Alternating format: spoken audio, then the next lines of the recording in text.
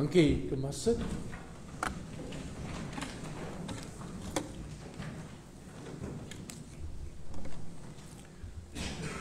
Goeiemôre almal, welkom. Net so 'n paar afkondigings. Ons gebedshuis vir die mense wat siek is, bly min of meer dieselfde. Kathy Hawkridge, Chris Moore, Hanneke Venske, Paul Davidson het hierdie week 'n operasie ondergaan. Dan bid ons verder ook vir Irene Bennett, Willie Henning en Ian Andrews. Ek het Vrydag met Ian Hawkridge gepraat. Het gaan goed met Kathy. Die pille wat sy op die oomblik op is, so eenmal 'n week, ek gee nie vir haar al die neeweffekte van wat die vroeëre chemo gehad het nie, maar haar hare val uit. En Ian sê, Kathy hou nou niks daarvan nie, so dit is nou, julle kan nou maar self dink. So ja, sy sê, ja, Ian noem maar sy Taliban, want sy loop nou met 'n doek oor die kop die hele tyd, so in geval, maar ten minste is die prognose goed en dit lyk als baie goed, so ons is dankbaar daarvoor. Hare is nou die minste van 'n mens se moeilikheid. Bybelstudies, dinsdag aand 7:00 by Maggie en Verity se huis, woensdagoggend 10:00 by Amatola Haven, en dan die woensdag aand bidtier is geskuif na donderdag aand by Willie en Joyce Henning. Dan verjaarsdag, vandag is Tannie Hester Botha se verjaarsdag. Môre is Eldred Eilenveld. Die 17de is beide Sanet Odendaal en Caitlin Flanagan. En die 20ste is Charlie Fourie. So julle lysie, as julle hulle raakloop, dan weet jy om vir hulle geluk te sê. Daar is nie vanoggend Sondagskool nie. Jammer, Rina is nie lekker vanoggend nie, so ek het haar in die bed agtergelos. So daar sal nie Sondagskool wees nie. Jammer vir julle ouetjies vanoggend hoor. Dan die deurkollekte is vir die synodale diens van barmhartigheid. En dan kan jy gerus dink aan Rina in die skool. Maandag is een van haar onderwyseresse wat al baie jare by die skool is, Nolly Jikelela, is net oorlede. En sy het nie lekker gevoel nie, sy het nie maandag skool toe gegaan nie, en sy het ook in die bed gaan lê, en toe haar seun hier by middagete vir haar gaan soek, toe sy oorlede. So, dit is nogal 'n groot ding wat die skool getref het, want toe Rina in 2010 by die skool begin het, toe was Nolly al daar. So sy is ook al, soos sy gesê het, deel van die furniture daar by die skool. So ja, dink maar aan hulle asseblief. Ons gaan Woensdagoggend hier by die hier in ons NG Kerk se gebou, die Toringkerk gebou, gaan ons 'n gedenkdiens vir Nolly hou, net vir die skool, wat die skool een of twee goed gaan doen en sê, en ek self sal daardie diens lei vir hulle. Dan, dit lyk my is, gemeentekamp, die 25ste tot 27ste Oktober, daar is nog een eenheid oor, so, as jy nog lus gevoel het om te kom, die plekkies raak al kleiner en kleiner, dis R300 per persoon vir 2 aande, dit sluit in 'n ordentlike brunch, en ons het nou hierdie week, maandag tot woensdag, 'n predikante retreat gehad, juist by Matola, en ons het dieselfde plekke gebly waar die gemeente gaan bly, en ek sal vir jou sê, daai brunch wat hulle van praat, vat jou maklik deur na die aand toe, want dit is massaal groot. So dit sluit brunches in, ons gaan net self iets doen vir ons eie aandetes. So dink maar daaroor aan, is 25 tot 27 Oktober. En ek dink dit is die laaste van my afkondiginge. So, kom ons raak stil en ons raak rustig. Veral ek, want toe ek vanoggend by die kerk kom, toe loop die water. Die laaste ou 2 stukkies koperpyp, net so lank. Toe nou in die nag sy pad gevind. So as jy moet toilet toe gaan, maar as jy kan knyp tot later, knyp asseblief, daar is nie water nie. As ek nou so bar moet uitspreek. Kom ons raak rustig.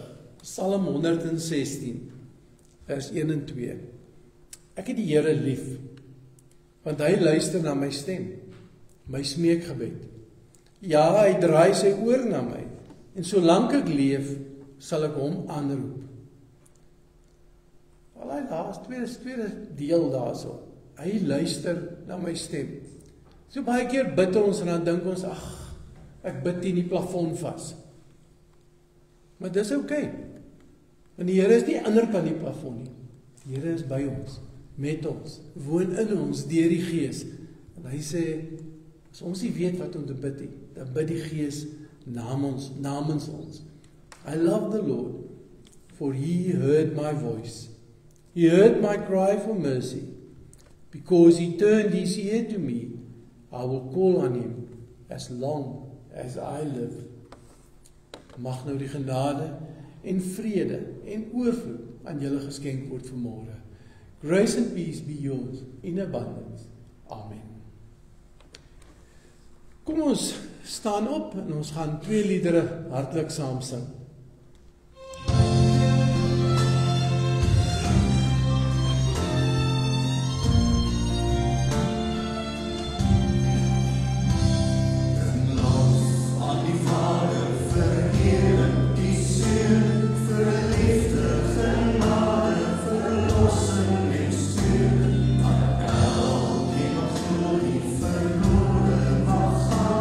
Maar eeuwig voor ons verlost.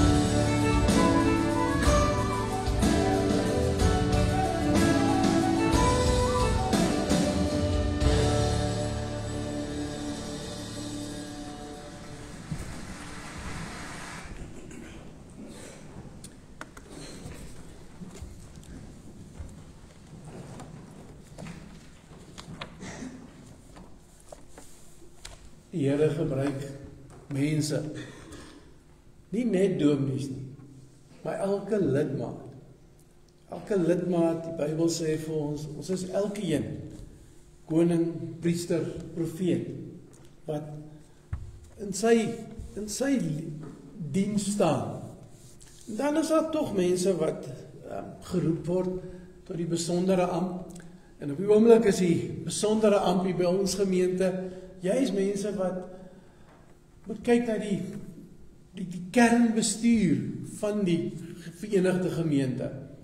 En ons het vir Verity, en ons het Ronel, en Linden, en ons het vir Davie, en ons het vir Gerardus, en vanoggend bevestig ons vir Andrei, sal ons sê weer eens, Andrei, dankie dat jy weer bereid is, tot ouderling. En dis mense wat ook in die besonder julle voorbereiding nodig het. Want hulle is die kern wat moet sorg dat die gewone alledaagse loop van die gemeentesake reg sal loop. Nou, ouderlinge het 'n dubbele taak. Hulle dra in 'n besondere sin die verantwoordelikheid vir die opbou en vir die geestelike versorging van die gemeente en vir die totale versorging om seker te maak dat alles in die gemeente reg loop. Maar ek spot half, maar nie heeltemal 'n gespot nie, so effentjies, altyd met die ouderlinge, want in die formulier staan daar ook, ja, hulle moet die onordelikes en onverskilliges in liefde vermaan, maar hulle het nog 'n verdere taak. Dis ook hulle dis ook hulle plig om toesig te hou oor die dominee, die bedienaar van die woord. So daai is nogal 'n harde werk om toesig te hou oor die dominee en dat hy ook bly by God se woord. En dis nou lekker, Andrei, jy ken al hierdie proses. As jy vir my sal kom, saam met my sal kom staan hier voor asseblief.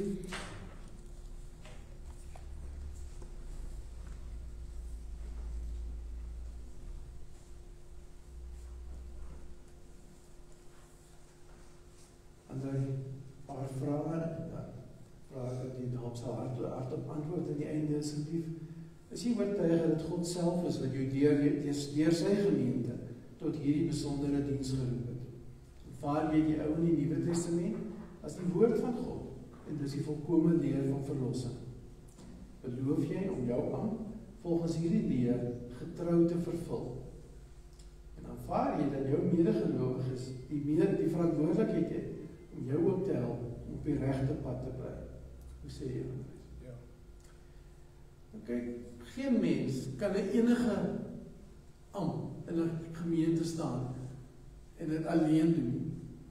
Nou, ek wil nou sommer vra, daar waar julle in julle banke is, die huidige diakens en ouderlinge van beide die verenigde gemeente, staan net op, daar in julle banke asseblief. Agterkruip daar weer weg. Elke een van hierdie mense, saam met die wat nou nie vanoggend hier is nie, het julle voorbereiding nodig. Elke een van hulle moet ook ondersteun word deur julle. En julle het nou gehoor wat Andrei gesê het. Kan ek vra, aanvaar julle as gemeente, Andrei saam met hierdie ander ouderlinge en diakens, as julle leiers in hierdie gemeente, en beloof julle om hulle getrou te ondersteun? Kan ek hoor wat sê julle as gemeente? Davie, Verity, Maggie, Andrei, ons staan nooit alleen in hierdie diens nie. Die Gees is met ons, maar saam met dit is hierdie gelowiges ook saam met ons. Ek wil weer vir jou sê welkom en dankie dat jy weer bereid is. En ek gaan vra dat die gemeente vir Andrei toesing, laat jy die seën op hom daal, en terwyl hy dit toesing, kan die ander ouderlinge en diakens wat die is, net vir Andrei ook kom handdruk gee, om net kom gelukwens, asseblief.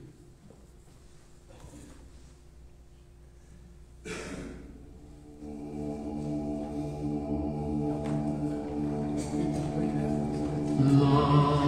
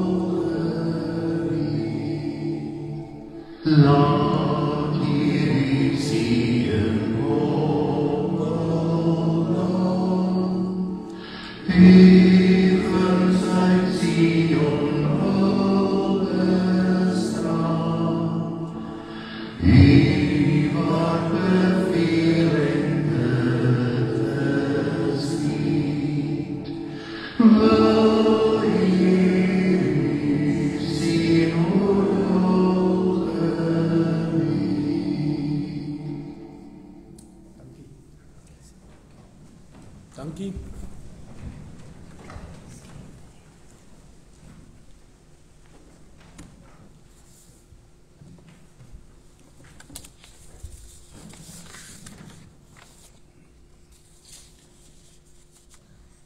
Kom ons buig net die hoofde in gebed.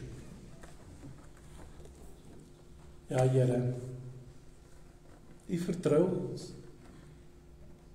U wil ons gebruik. U wil vir ons draers maak van U koninkryk. U wil vir ons help om dit wat ons reeds is, U verteenwoordigers, te gaan uitleef. Here, dis ons wat hier is, dis die mense wat op Facebook kyk, dis elke een wat sê, ek glo in Jesus Christus.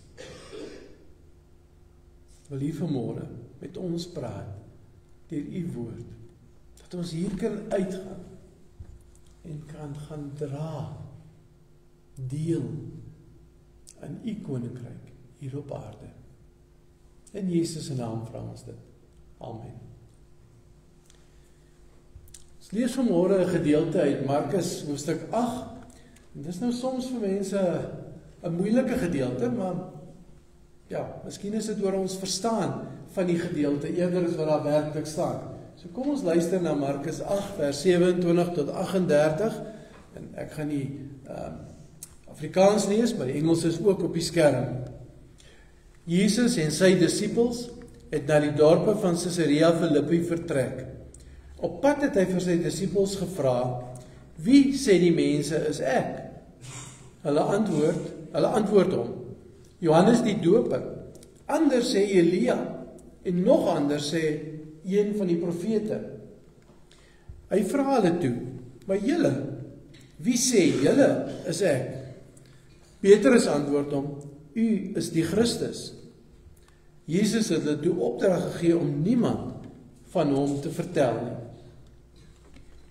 Hy het begin om hulle te leer dat die Seun van die mens baie moet ly, deur die familiehoofde, leierpriesters en skrifkenners verwerp en doodgemaak moet word, en na 3 dae moet opstaan. Hy het openlik hieroor gepraat. Petrus het hom een kant toe geneem en hom begin berispe.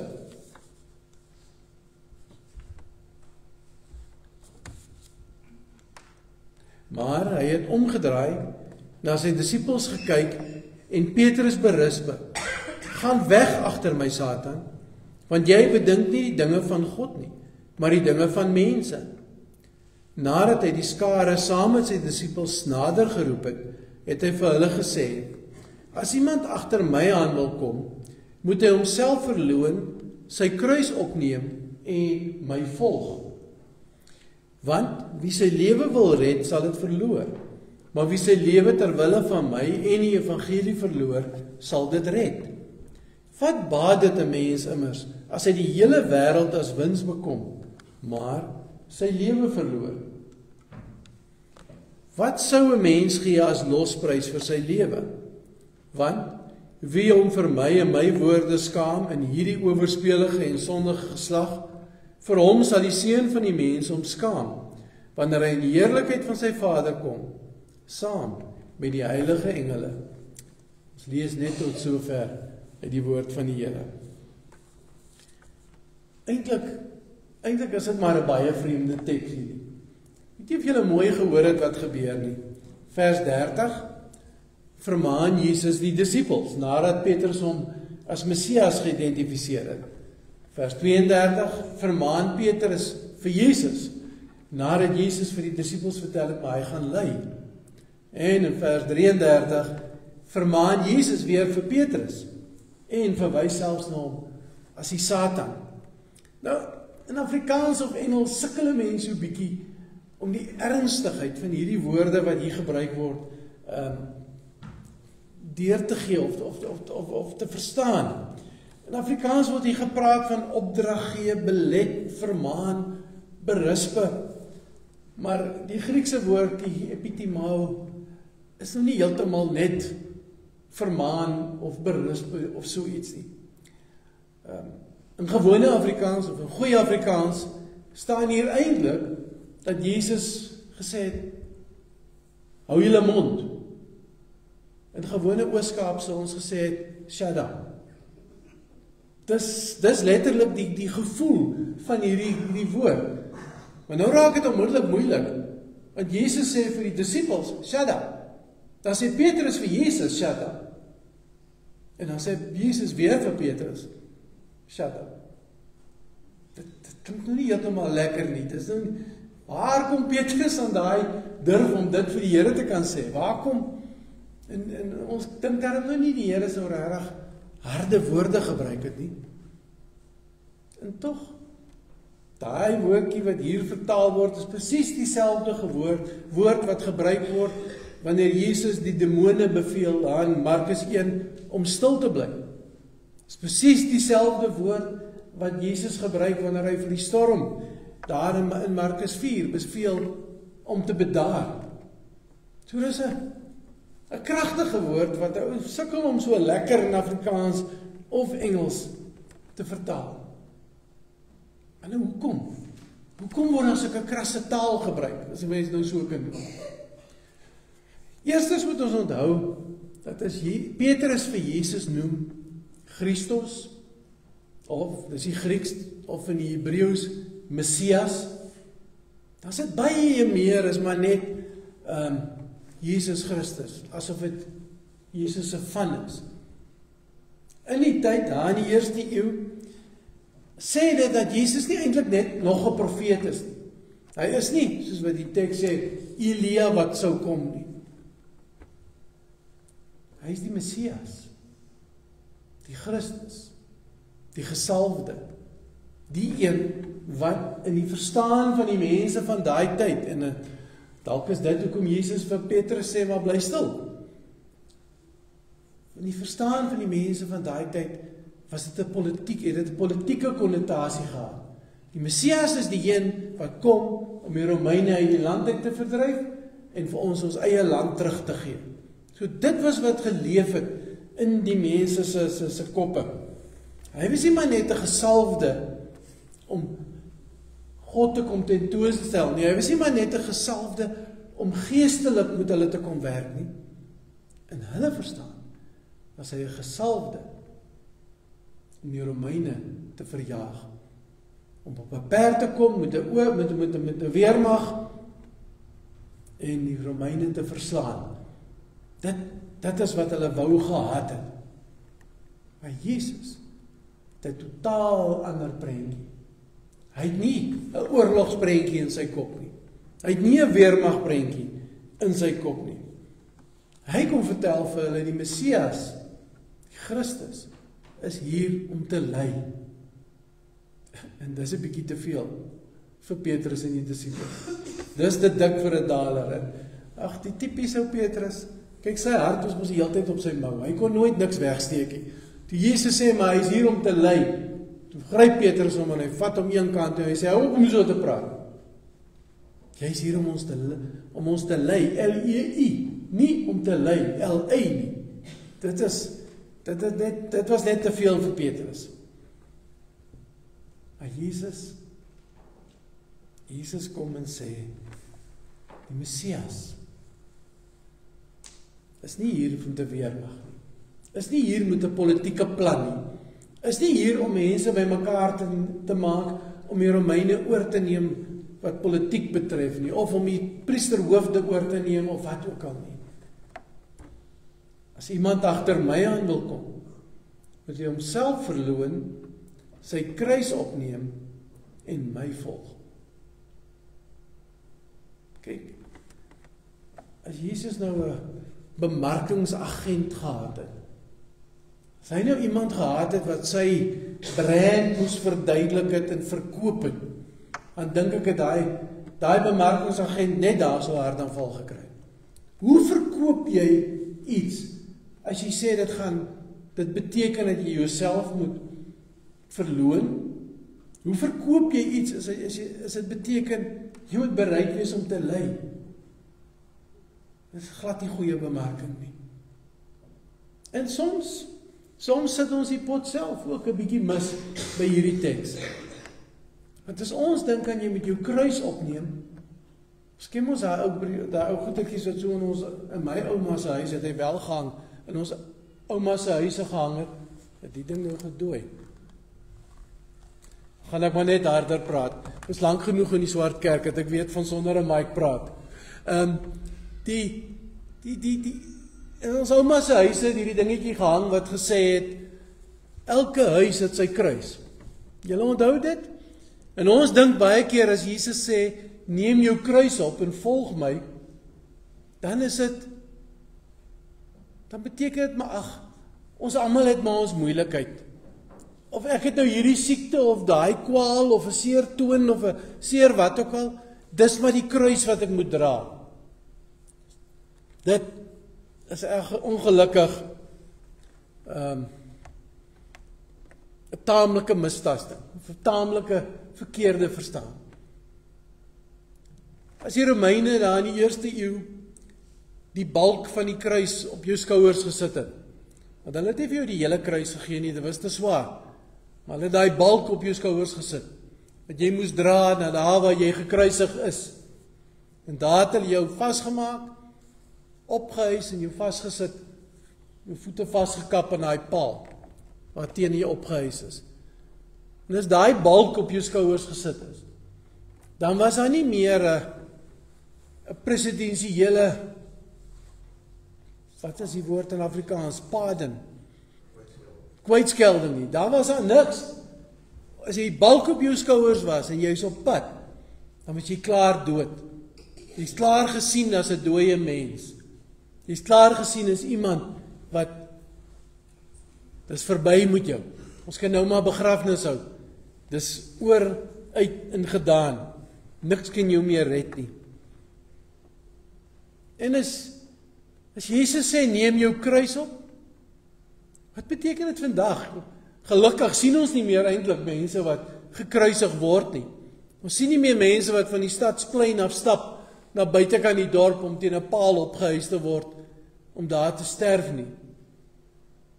Wat beteken tog?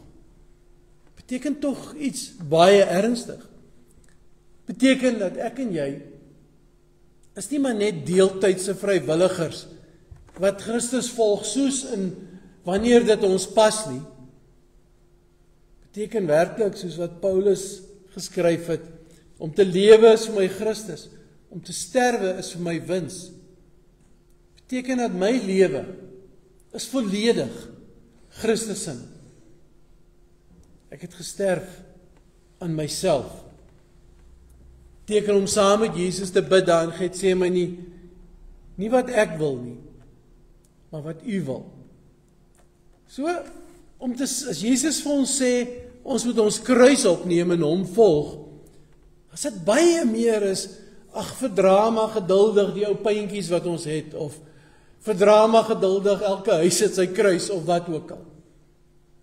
Dit beteken, my lewe, alles wat ek doen, alles waaroor dit gaan oor Christus. Het gaan nie oor myself nie.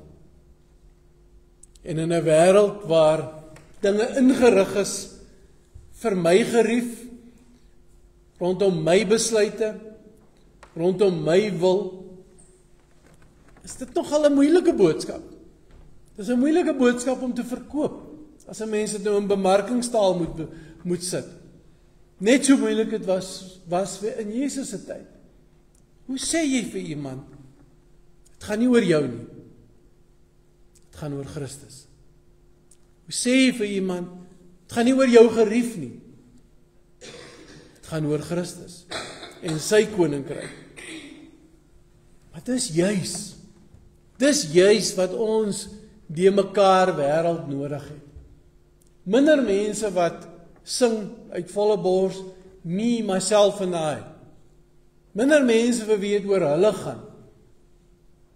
Meer mense wat sê, ek leef om die koninkryk van God te wys, ten toon te stel, verander. Dat ander iets kan sien van Christus se genade, Christus se liefde, Christus se vrede in my manier van optree, in my manier van leef en doen.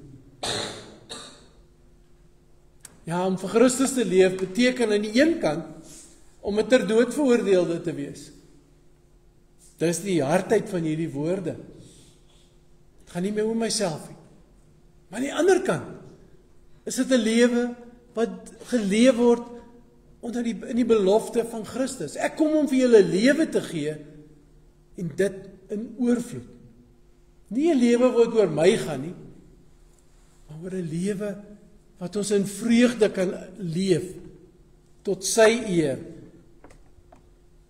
'n Lewe wat vir die wêreld kan wys. Daar's 'n ander manier as haat, as 'n ander manier as moord, as 'n ander manier as oorlog, om vir die wêreld te wys om in Christus te wees is werklik alles. En dit is ons identiteit.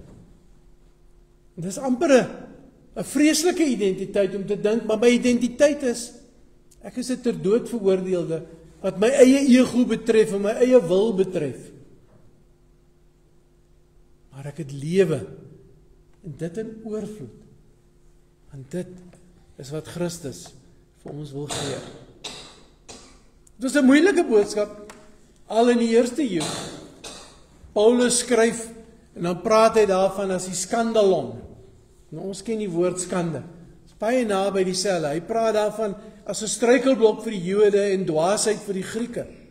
So in die eerste eeu was dit al, in die Jesus se tyd was dit al 'n moeilike boodskap.